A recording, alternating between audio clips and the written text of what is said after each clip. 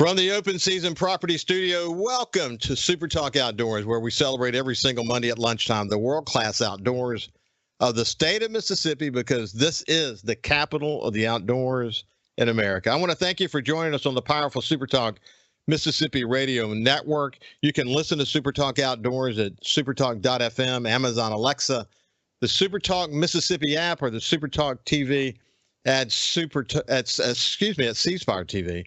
But some of you are watching the show on YouTube or Facebook or listening on your favorite podcast. We really appreciate that.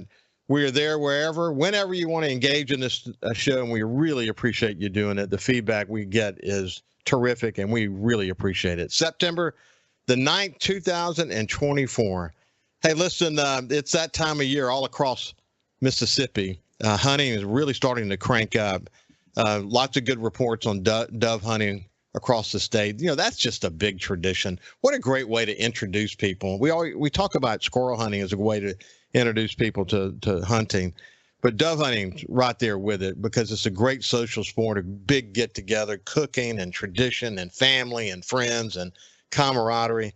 That's been happening all across Mississippi, and the weather's really been good for dove hunting, and that has been terrific. The weather is about to turn kind of negative for us, and we'll talk about that here in just a second. But we're doing a lot of work. My partners were up at one of the farms this past weekend. They're doing a lot of habitat work still, getting ready for duck season. We'll be talking with Houston Havens from the Department of Wildlife, Fisheries, and Parks out of the duck program in just a second. But taking a good look at the blinds.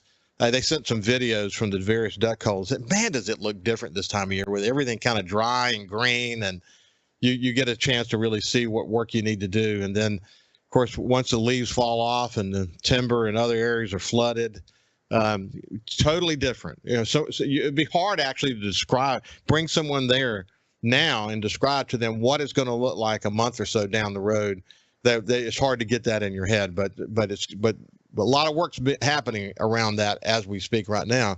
And food plots, we sprayed our food plots. We've been cutting, been getting everything ready to go. I put my seed order in last week with my friend Spike Crawford, seed and fertilizer. A big order we put into him. I've been buying seeds from Spike for probably 8 years. He's got a great 5-way that we use, and then of course we get wheat and fertilizer, other things from him. We like planting some brassica. Have had good luck with brassica over the years. So, yeah, all that's happening. Everybody knows the drill really well. Hey, listen, before we go to Houston, I want to bring my friend Kyle Curley with, the producer of Super Talk Outdoors into the conversation. We don't talk to Kyle enough. Kyle, how you doing, my friend? I'm doing pretty well. A little tired today, but it is what it is on a day after a Saints game day. Yeah, Kyle, let me remind you guys, Kyle does the music in the Superdome during the Saints game. And I don't think of the entire NFL yesterday, I don't think that there was a more exciting game than the Saints. The Saints were hitting on every single cylinder. It must have been awesome to be there. It was really loud, especially for the first 3 quarters. Fourth quarter, it started to tail out because it was apparent that the W was in the bag. And, that's kind of one of the things you look forward to as far as trying to plan your exit from the Superdome, is how much of the crowd you got to wait through. Right. Hey, listen, Kyle, you and I on the other show, on the Ricky Matthews show, have an opportunity to visit with Jeff Duncan every week. And so we kind of knew what to look for. And if those things that we were looking for were to come to fruition, the Saints were going to have a fairly good offense, and it seems like everything hit for them. That was exciting to watch, wasn't it? Yeah, it really was. I think it was a long time coming. It was almost surreal to see the offense, especially from watching it from the past 2 years, and then all of a sudden yesterday it started clicking. They spread the ball. The running game was working. It seemed like for the majority of it, everything was working, and they weren't falling into those traps that you normally would expect them to fall under, mostly probably due to because they new person running the offense. Yeah. I mean, they have a new offensive scheme, new offensive coaches. it was very clear the team was in sync with one another. And they scored on their first 9 drives. That's incredible to think about. But listen, you guys did some new fan experience stuff, and I often say about Kyle that when the music is great, they win, and when they have a bad game plan, they lose. So the music was great yesterday, and I heard a lot of the using music to get people kind of riled up, and it was exciting to feel that, wasn't it? Yeah, it was, and I had a really good feel for what was happening yesterday as far as music wise, and kind of there was probably, I would say, only twice that something that I played didn't seem like it hit like we thought it was going to, just maybe in the wrong time. But because I always critique myself, I always go back and give myself a grade, and kind of trying to keep that balance of all the different genres of music. And, you want to make sure the players are still hyped, and you still want to make sure the crowd's into it. And you just want to make sure that you're not traveling down the same street every turn. Well, you get a good one. If there's an award for this, you should get it. You did a great job. Hey, let's talk about something real quickly, but very serious. We've got a potential hurricane developing as we speak, and so the current National Hurricane Center says somewhere around central Louisiana, impacts in coastal Mississippi, storm surge, tropical forest winds. Depends on where these rain bands set up. It could have some flooding associated with that. We'll just have to watch it closely. Things could change. It could, because of the angle it's coming in. It's interesting. It's a kind of a difficult forecast because it's coming in. It's going to go up and then it's going to turn northeast, and it depends on when the turn is and how much northeast it goes. It could come further east toward coastal Mississippi. So we've really got to watch this one very carefully. And I was on the phone with Travis Dunn, our farmer friend up in the Mississippi Delta. He's got corn. He's got cotton that's vulnerable right now. He's got soybeans. There's, I'm sure that there are a lot of farmers in this. They've had a great opportunity to harvest this year. A little bit of rain, but not enough to disrupt things. But this, we hope that this thing, as it moves through the northern portions of Mississippi, that it gets out quickly and doesn't drop too much rain. But it's going to be one to watch, isn't it, Kyle? It is. And to my very untrained eye, I like to watch the radars and I like to look at the wind patterns.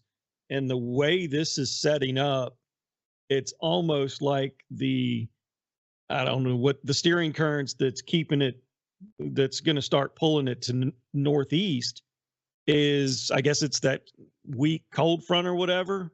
Mm-hmm. That's really bearing down, keeping all the rain from really going straight up north. It's almost like it's going to be from Hattiesburg down, at least for today, and we'll have to see what it does for the next couple of days. But for like today, we're going to have today and tomorrow, it's going to be cloudy and windy and off and on showers. Yeah. It's just a matter of what the upper level does, centered over the central U.S., and we'll see. It's going to be a Wednesday late afternoon, Wednesday night event. And again, we're going to learn a lot today, so people should pay close attention. And for our farmer friends, we'll pray for you guys that we get this thing in and out of Mississippi as rapidly as possible to minimize the rain impact. That's for sure. But it's tropical season. It's been very quiet. We won't dodge some impact from this one. Okay. Hey, Kyle, have a good day, my friend. You bet. Appreciate it. Let's move over to my friend Houston Havens, Waterfowl Program Coordinator for the Mississippi Department of Wildlife, Fisheries, and Parks. Somebody I've really enjoyed having on the show over the years. So yeah, I saw you shaking your head, as we were thinking about this storm hitting somewhere in central Louisiana. Most likely, it could come further toward Mississippi. We'll have to wait and see how that plays out. But it looks like there's hardly no way that Mississippi won't see a pattern of significant rain moving up Mississippi. And there's a lot of vulnerable farmers right now as we drive across the state of Mississippi trying to get their crops out. So it's one we hope will pass quickly, but it's something you're looking at too, I guess. Yeah, absolutely. Looking at it probably from a bit of a different standpoint, talking about waterfowl habitat, wildlife habitat in general. Certainly never want to make light of a storm like this, and especially this time of year, the impacts to a lot of the agricultural community across the state. Um, but if you're, thinking about how dry we were going into the early part of the duck season last year, and especially people who had to run pumps, which is pretty much everybody that had pumps last year. Thinking about in areas where it makes sense to capture some of this water is kind of what we've been talking about a lot. Yeah, it was super dry as a bone in some areas where we're going to be doing some duck hunting, and this rain will certainly help that. We'll talk more about what are we looking at and what kind of season are we moving toward in Mississippi when we get back on the other side with Houston Havens. We'll see you after this. Welcome back to Super Talk Outdoors from the Open Season Properties Studio. Listen, Open Season Properties is a full-service real estate company with a team approach philosophy that ensures your needs are the highest priority, whether it's rural land sales, residential, or commercial properties. Open Season Properties markets and sells real estate in Mississippi, Louisiana, Arkansas, Tennessee, Alabama, and Georgia. And they're dedicated to the development of long-term client relationships and unwavering commitment to service. Go to openseasonproperties.com to learn more. Now let's get back over to my friend Houston Havens, who's the waterfowl coordinator for the Department of Wildlife, Fisheries, and Parks. And when we went to break, we're talking about this tropical system that's probably going to hit and go into go through Mississippi, dumping some rain, and that's not good for our farmers, but it probably will be good for the waterfowl habitat situation. Houston, you and I were talking a lot last year about the drought and, how, boy, the amount of money that duck, the serious duck guys spent on those pumps to be able to pump their holes, et cetera. Man, so there was a lot of pumps going off across the state for a long period of time. It was unbelievable. You would think that, the fact that we've had a, good, consistent rain, certainly a lot better than last year. But as you know well, and as I learned from these videos that I saw this past weekend, that ground, especially in the Mississippi Delta, just sucks up that water rapidly. And, you can go from 2 inches of rain to dry as a bone and dust again in just a matter of a couple of days. But that's just the way it works, isn't it? It is, and you talked about being in better shape than we were last year, and that's certainly the case in a lot of areas. I have seen some areas that look just about as bad as this time last year. And having some rain this time of year can definitely be a benefit, especially in areas where it makes sense to capture a little bit of runoff if we get, significant rainfall. Because just like you said, it can be gone quickly. And so holding that water with a water control structure, even if it ends up soaking into the ground, is gonna put you that much further ahead down the road later this fall when it is time to flood up for waterfowl season. Hey, Houston, listen, we're going to talk a little bit about what you're hearing from your friends up the Mississippi Flyway, and we'll come back to that in a second, hatchlings, et cetera. But before we do that, let's remind people what it is you do. What is the program coordinator for waterfowl? What do you do in your day-to-day work, again, for people who may not heard us talk before? Sure. I always tell people that's one of the hardest questions for me to answer because it's so diverse being a wildlife biologist, depending on the time of year. But this time of year, really starting in the spring and through basically when things start to get wet, we are working with public and private land managers, helping to manage habitat, giving management advice, helping to develop infrastructure, to be able to flood for wintering waterfowl. And so that's a big part of the job and a large portion of the year. But as things start to get into the fall and winter, we'll be doing a lot of aerial waterfowl surveys. If you're a waterfowl hunter, hopefully you're familiar with those reports that we put out, trying to kind of keep a track on the migration and when birds are here and where they are to get that information out to the hunters. Well, there's a lot we can do in Mississippi. We talk a lot about habitat and how important habitat is, food sources, all those things that we think about. But the reality is our birds come from up north, and our birds, the birds that do arrive here as part of the migration, they're under some pressures as they not only fly down the flyway, but also as it relates to the loss of habitat in the breeding ground where hatchlings come from. What are you hearing from your brethren all the way up into Canada? So the breeding duck numbers were a little bit up from last year, which is a good thing. We'll always take those increases. It was dry again across the prairie pothole region and important areas in the northern U.S. and Canada, just like you said, where birds that eventually will come to Mississippi are where they're originating from. And so we did get some later rains in those areas, and that's always good for duck production, brood rearing. When those breeding reports always come out and people just think about, okay, that's the number of birds. There's a lot that goes on after those May surveys as ducks are raising the young and getting broods ready for the fall flight. And so we think that some key areas had some good conditions later on for those broods to do well, and so that's going to play a large role along with weather, as we all know, as to what Mississippi's duck season is going to look like. Yeah, one of the things that was troubling from the reports from last year were the hatchlings related specifically to mallards. So when you say hatchlings are up, you're speaking generally about most ducks, but are you also referring to hatchlings being up as it relates to mallards? So let me back up. So the breeding numbers, which is adult birds that came out of last hunting season, came out of the winter, those are the numbers that have been reported so far. And so the rains that have happened since those surveys were done in May are going to be key for those breeding pairs, those breeding ducks, to be able to raise broods and to recruit them into the fall flight that will eventually come here.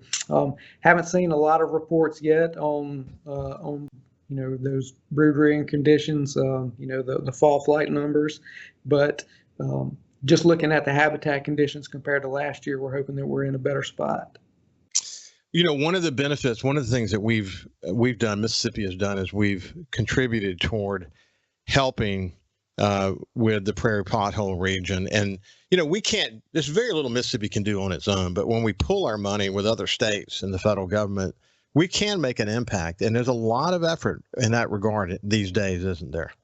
There is. Migratory birds are a continentally shared resource. You're right. No one state goes at it alone. And so working with some really good conservation partners across the United States and in North America in general, we've done a lot of good work. Mississippi has contributed to habitat both here, of course, in Mississippi and on the breeding grounds for, decades. And so that's all really closely tied together when we're talking about migratory bird management.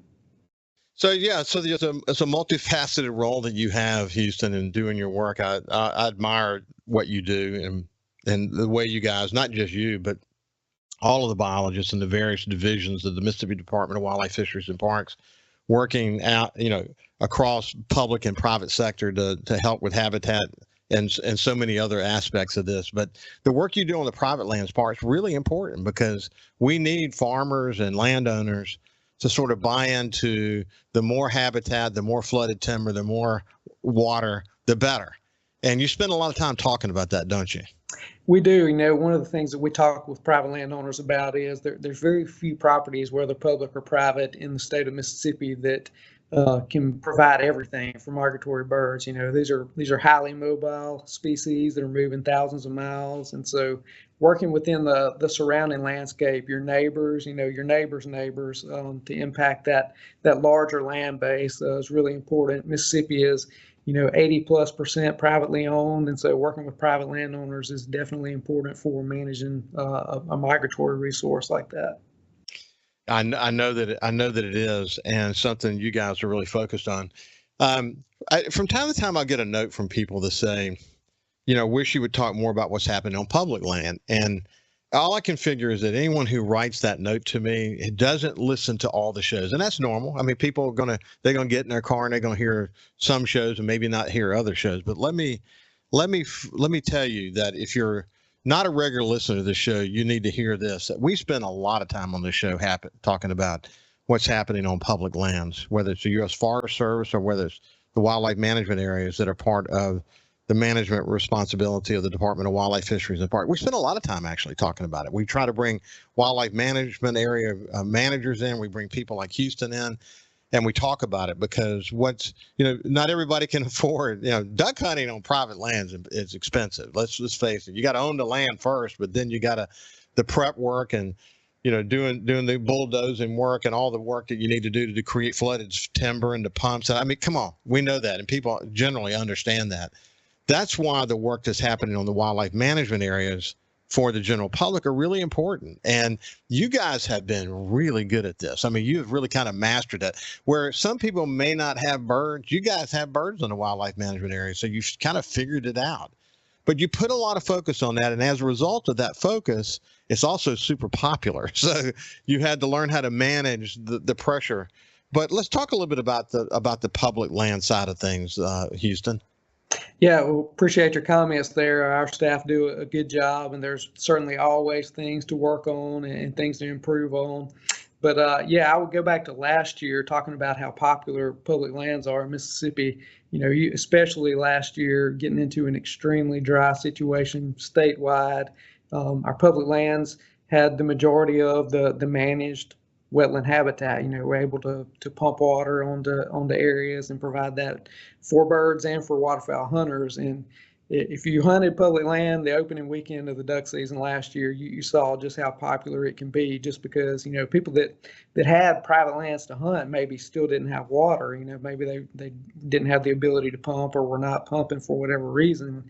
And those public lands really fill an important role. They do every year, but especially in a year like that, we're just extremely dry.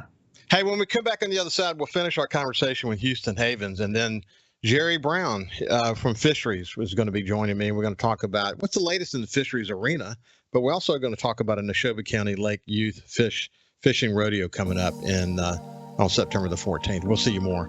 We'll talk more about that on the other side with Houston. We'll see you after this.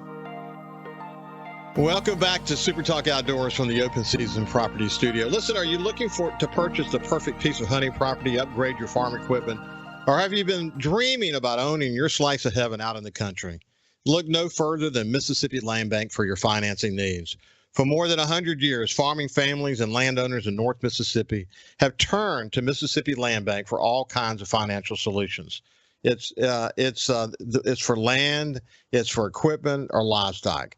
For more information, visit mslandbank.com or go by and see one of their friendly staff at any of their offices. Mississippi Land Bank. And as I often mention, my friends and partners have reached out to Mississippi Land Bank to work with them to purchase some land adjacent to some land that I lease. And man, did that process go well for them. So Mississippi Land Bank, thrilled to have them as a sponsor. Now let's go back over to Houston Havens. He's the waterfowl coordinator for the Department of Wildlife, Fisheries, and Parks here in Mississippi. We were talking about the work that is happening on the wildlife management areas as it relates to duck hunting, how popular that has been. I mentioned to you before, when my son was in law school, he would get up at like 3 o'clock in the morning and drive to get in line to do a hunt. And he had some great duck hunts, man. I mean, he there was always a line, no matter what time he got there. And that was back a few years ago, and it's even gotten more popular as time has gone on. But one of the reasons it's gotten popular is because you've really focused on habitat and food sources, and you've done the work. Mississippi's putting money into making sure those are great experiences, and it's really paid off. Give people a sense of what you guys are doing. Yeah, that's a good point. We've been doing some pretty major renovations on some of our Delta areas through the Mississippi Outdoor Stewardship Trust Fund grants that the agency has gotten, and with other conservation partners as well.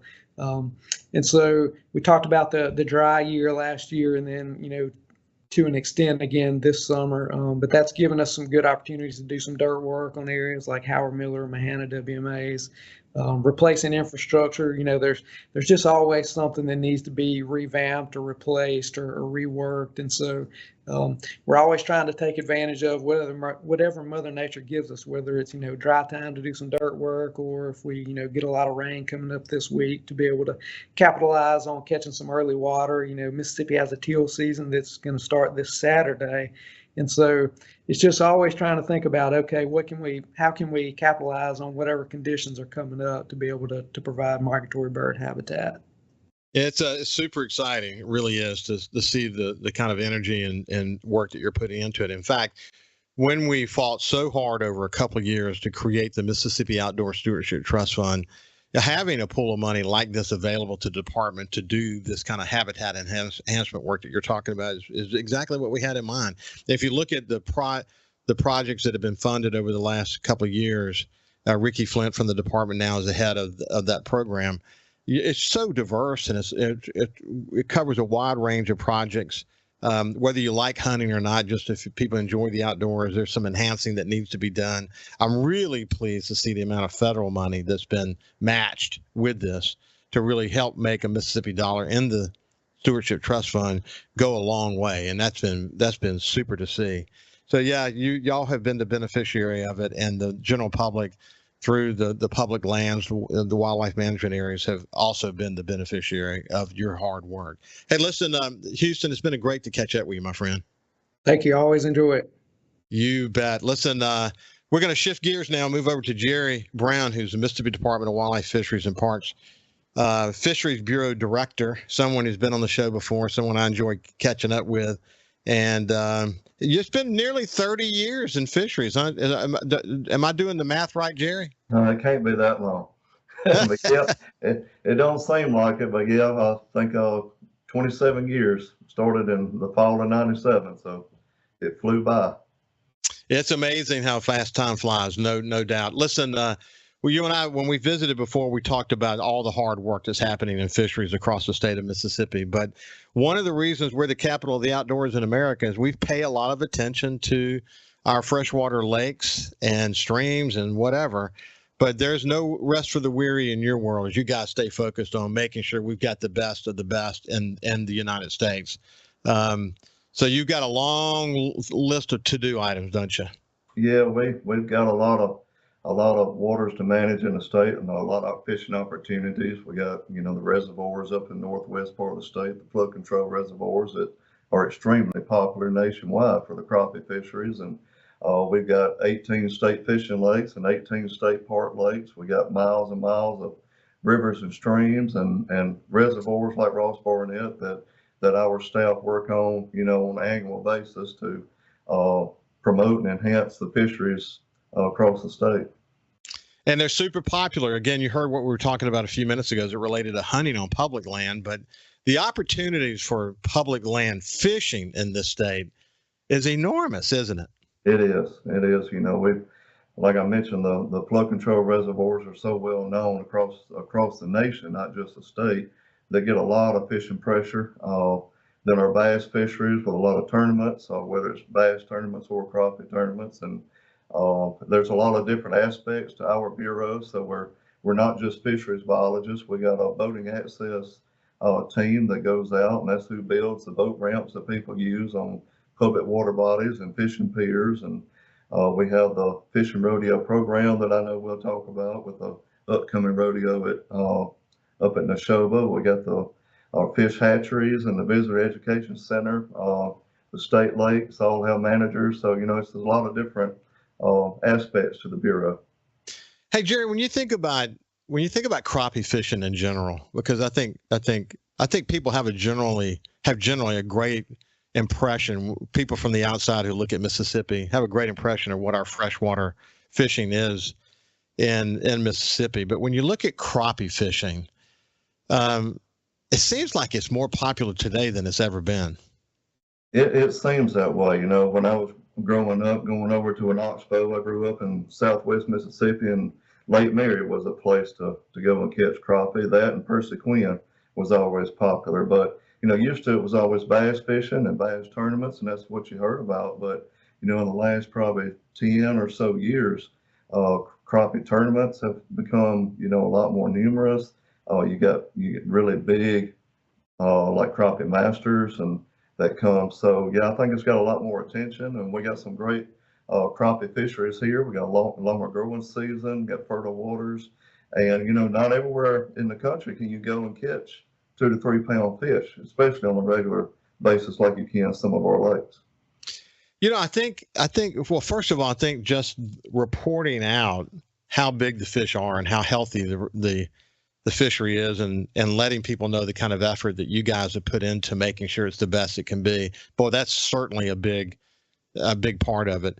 I think also social media and YouTube and people being able to see that, what in my mind's eye, what I used to see about crappie fishing was being in a boat and just kind of jigging straight up and down in one area. And certainly that's part of it for sure. But to start to understand all the diverse types of fishing that people are doing, and you can actually watch people doing it. And then you see, when you get a big fish like what you just talked about, a nearly 4-pound fish, man, that probably doesn't get any better than that. And I think there's an attraction to watching those videos and seeing how that works. People are becoming much more accustomed to the different approaches. And I think that's aided to the awareness of how good the fishing can be in Mississippi. What do you think?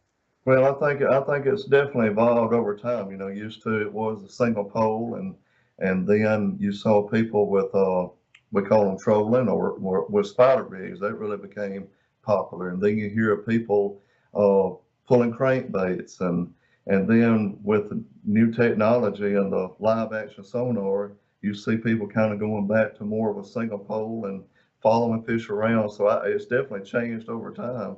And people have adapted to new ways and new technology as different, ways to catch them. I call myself a bass fisherman. I like to catch crappie, but I'm not really a crappie fisherman, I wouldn't think. But I'm springtime when they're shallow, a little bit easier to catch. So I'm single poling in the vegetation. But it's nothing like going to the old oxbows on the rivers and getting up in the cypress trees and tupelo gums. And to me, that's just kind of the what I think about with crappie fishing. But now you see people out in open water and fishing offshore and finding a schooling fish. So it's different. Yeah, it's fascinating to watch people who are really good at it, that are in the flooded timber parts of it, standing next to a tree and jigging next to a tree, and some of the fish that they're catching. It's just fascinating to see the different forms of fishing. But at the end of the day, none of that would work if the Department of Wildlife, Fisheries, and Parks wasn't focused on making sure the fisheries is the best it can be. And the biologists in your area just really spend a lot of time thinking about that. Hey, let's do this. When we get on the other side, I'll give him an opportunity to respond to some of the techniques they're using to make that fishery so great. And then we're going to talk about the Neshoba County Lake Youth Fishing Rodeo that's coming up Saturday, September the 14th, excuse me. We'll tell you more about that when we get on the other side. We'll see you after this. Welcome back to Super Talk Outdoors from the Open Season Property Studio. Love to say that. I'd love to have them as a major sponsor of this show. Listen, no matter what kind of hunting you are into, whether you're looking for 40 acres or 4,000 acres, if you're looking to buy land, you need someone you can trust. So he is a hunting land hunter. Call Lake Pickle, who's been on my show a bunch of times, someone I really admire, from Open Season Properties. Call him at 601-750-2487. Lake is a hunting land hunter. I think that's a cool statement, actually. Okay, now let's get back to my friend Jerry Brown, who's with the Department of Wildlife, Fisheries, and Parks here in Mississippi as the Fisheries Bureau Director, 27 years in that job. But listen, real quick before we get to the youth fishing rodeo, you guys are engaged in a lot of techniques. I mean, from a biologist point of view, you're really making sure that you know the health of a specific lake. You're focused on the populations in a specific lake. There's a lot of work going on in just measuring for success, isn't there? It is. This time of year, our biologists starting to get geared up for what we call our fall sampling season. Every year, that's when you'll see our staff out on different public water bodies, whether it's electrofishing, looking at sport fish populations, also running nets for crappie. They take a lot of data during that time to look at the overall health, year class strengths, try to predict the fisheries for the next few years. So yes, it's a lot of work. And then on in the winter months, they may move into doing some habitat enhancements, especially at our state lakes and state park lakes, where they put out fish attractors, whether that be discarded Christmas trees or brush tops or artificial structure, both to kind of help the fishery get some habitat, but also create some hot spots for the anglers come spring. Hey, listen, real quick before we get to the youth fishing rodeo, Elvis Presley Lake in Tupelo is reopened. It is. We reopened that in the later part of May. It was closed for about 3 years. Did some work there and restocked the lake, and we reopened it, and really a successful opening. They caught a lot of fish, as you expect. Reopening of our state fishing lakes is a big deal for us. It's a lot of people come out and anticipating being able to catch a lot of fish. So I've heard some great reports, and we were able to do some things and still continuing to do some facility enhancements there at the facility. I love the name of that lake, Elvis Presley Lake. That's an easy one to remember. It Hey, is. listen, the Neshoba County Lake Youth Fishing Rodeo coming up on Saturday the 14th. That's a cool deal, isn't it?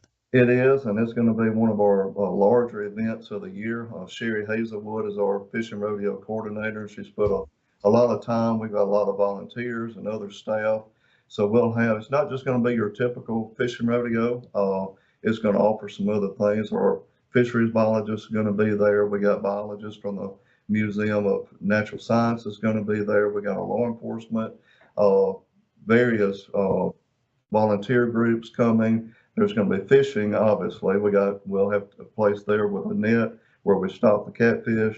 We'll have prizes. We got a local bass club coming in, going to do the weighing of the fish. So it's going to be a great day. I know we've got a tropical system supposed to be coming in, but hopefully everything will be gone and everything ready for Saturday. I was looking at that this morning, for a matter of fact. It would hit on the coast Wednesday night.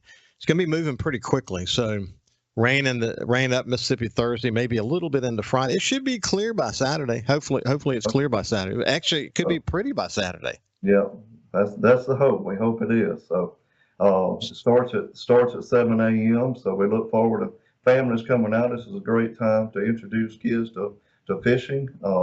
And can't guarantee a catch, but it's a pretty good chance you're gonna catch one. So you don't have to pre-register. You can just show up. No, you register there. It starts at 7 a.m. So you can register the children at that time. Yeah, listen, I've had the opportunity on a number of occasions to talk about the work that you guys do to do these fishing rodeos and create opportunities for kids to fish. But you've really honed it families don't have to know a lot about fishing to go and enjoy one of these rodeos. You got a lot of people there that are ready to help. And what a great way to introduce a kid to the outdoors. If a family has said, we need to get involved in the outdoors, but we haven't yet. This is a great way to do it because, again, there's a lot of people there to help them. And if a mom or dad's not sure what to do, don't worry about it. Come on down. And your guys are there to help them, aren't you? Yes, that's correct. So they can bring their own poles and some bait, a stringer or cooler. They're allowed to keep a certain number of fish. So they may rotate through fishing and go into the other things there. But yes, the parents can be there with them to help their children. We've got staff that will be there ready to assist, whether that's taking hooks out of a fish or untangling lines. So we see it all. So it'll be a lot, but it's in a great environment, safe environment, plenty of staff there to help out. And like I said, it's just a great time to be with the kids and the family and introduce them to fishing and let them have a great time. Listen, the best way to inspire future enjoyment of the outdoors is to take kids in the outdoors. And I've said it many times on this show, a family that fishes and enjoys the outdoors together stays together. So I would say go to the Neshoba County Youth Fishing Rodeo this weekend, September the 14th, Saturday, and enjoy that. Yeah, get there bright and early, and I think you'll be glad you did. Listen, Jerry, it's been a pleasure to catch up with you, my friend. Thanks, Ricky. Okay, so watch the weather. Have a great week. We'll see you next Monday. God bless you, and always put safety first. Put safety first when you're in the outdoors. Have a great day.